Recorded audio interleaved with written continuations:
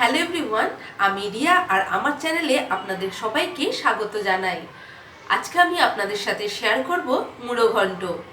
আমি টিপ সহ আপনাদের সাথে এই রেসিপিটা শেয়ার করব যাতে মুড়ো ঘন্টটা খুব ঝরঝরে বানানো যায়।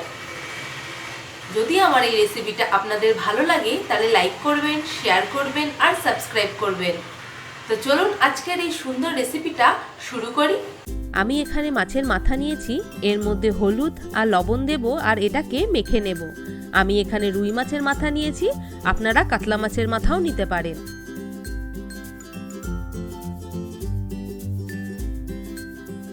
এবার একটা কড়াইতে এলাচ, দারচিনি, লবঙ্গ, ধনে, জিরে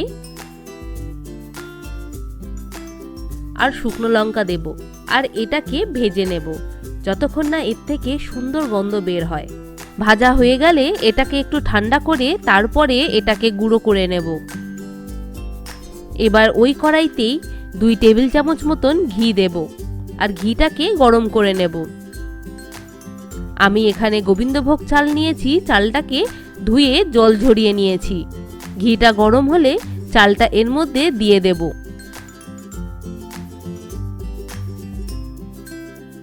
চালটাকে লো হিটে 2 মিনিট মতন ভেজে নেব।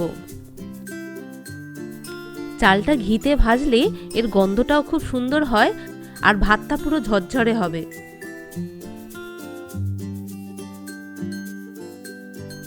এবার ওই কড়াইতেই সর্ষের তেল দেব। তেল দেওয়ার আগে কড়াইটাকে খুব ভালোভাবে গরম করে নিতে হবে। তেলটা খুব ভালোভাবে গরম হয়ে যাওয়ার পর মাছের মাথাগুলো দিয়ে দেব আর মাথাটাকে খুব ভালোভাবে ভেজে নেব। আমি মাছ ভাজার সময় সব সময় ঢাকনা দিয়ে দিই যাতে চারিদিকে তেল না ছিটকায়। একদিক ভাজা হয়ে গেছে, এটাকে উল্টে আর একদিকও খুব ভালোভাবে ভেজে নেব।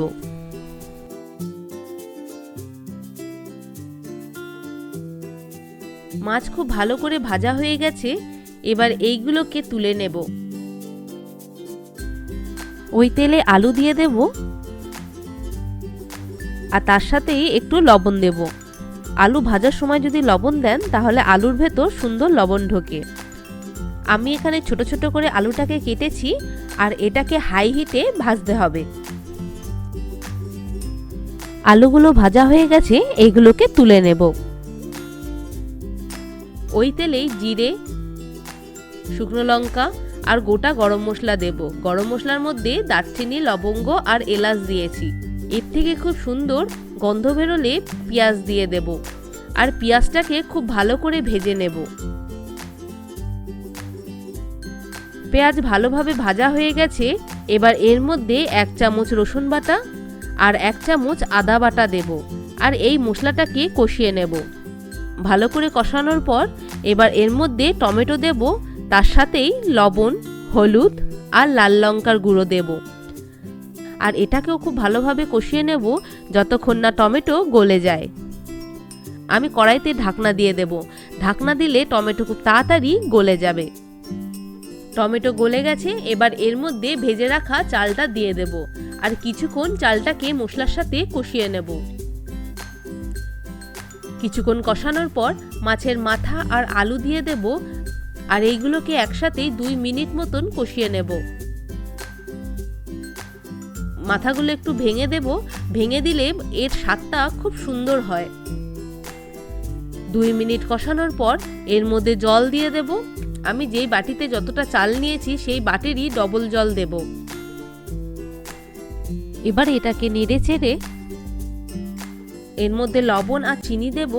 চিনি দিলে এর স্বাদটা খুব সুন্দর হয়, আপনারা না খেলে স্কিপও করতে পারেন। এবার এটাকে ঢেকে লো হিটে রান্না করে নেব। জল শুকিয়ে গেছে, এবার এটাকে একটু নেড়ে চেড়ে দেব। আমি মাঝখানেও একবার নেড়ে চেড়ে দিয়েছি কারণ নিচের চালগুলো সেদ্ধ হয়ে যায়, ওপরের চাল একটু শক্ত থাকে, তো এটাকে নেড়ে ওপরের চালগুলো নিচের দিকে নিয়ে আসতে হবে, এতে চাল সমানভাবে সেদ্ধ হবে। এবার এর মধ্যে প্রথমে মশলাটা গুঁড়ো করে রেখেছিলাম সেটা ছোট 2 চামচ দিয়ে দেব আর তার সাথে বড় 1 চামচ ঘি দেব আর এটাকে নেড়ে চেড়ে নামিয়ে নেব। আপনারা বাড়িতে অবশ্যই বানান আর আপনাদের এই রেসিপিটা কেমন লাগলো কমেন্ট করে অবশ্যই জানাবেন।